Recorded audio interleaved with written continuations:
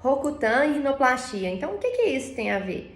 Isso já foi tema de congressos do Guilherme, ele vai dar mais uma aula agora no final do ano no Congresso de Otorrino sobre isso. E afinal, tem a ver mesmo usar Rocutan e rinoplastia, É uma Guilherme? pergunta muito comum, gente, né, no consultório. Sabe porque, né, a Ju é minha esposa e a gente tem um pouco mais de acesso, né, a essa área dermatológica.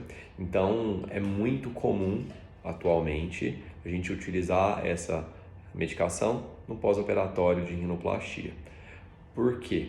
Né? Em que essa droga atua? O que essa isotretinoína, que é o Rocutan, atua? Então, o Rocutan é usado há muito tempo na dermatologia, a gente usa principalmente para casos de acne, né, de espinha mais grave, mas a gente sabe que pelo mecanismo de ação da medicação, ela poderia auxiliar no pós-operatório de rinoplastia. E como?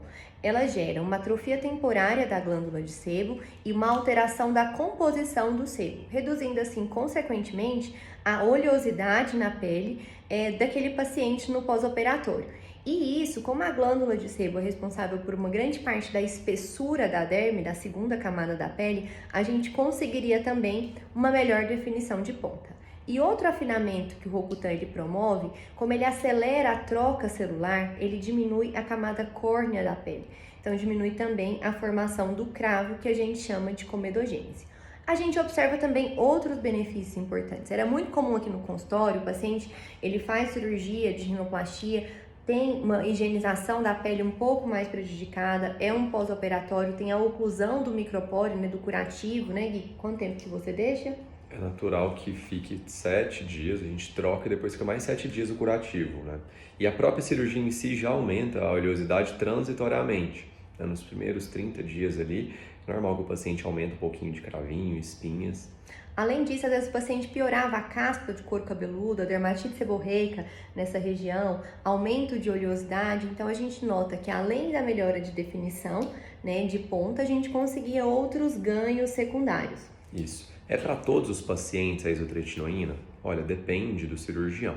Nos nossos casos aqui, eu indico para aqueles pacientes cuja pele é mais espessa ou pacientes que têm uma tendência maior à acne, né? A pele é mais oleosa, que tem mais cravinhos.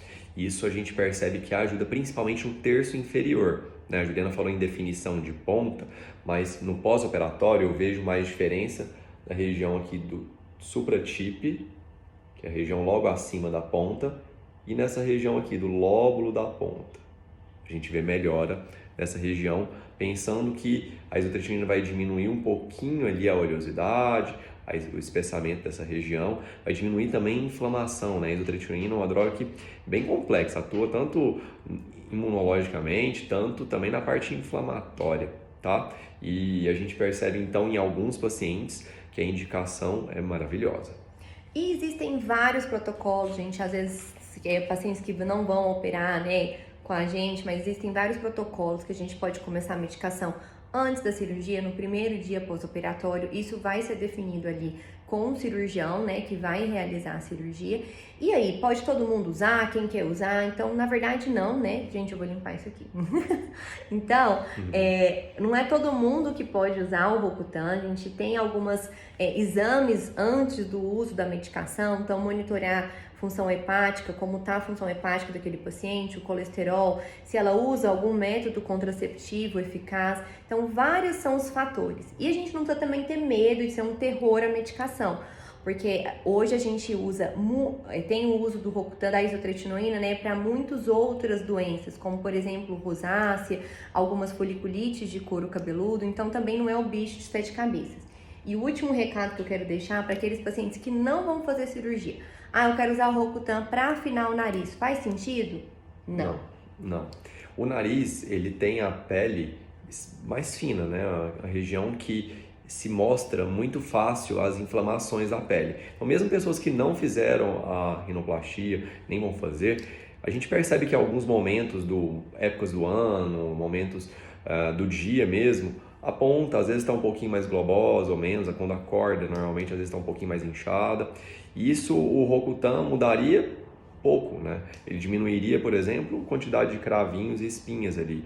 Não vai deixar o nariz, de certa forma, mais delicado. Mais empinado. Mais empinado, não vai mudar isso, tá? Tá, então nada de se automedicar também com o Rocutan, tá bom? Isso aí, gente. Um beijo, obrigada.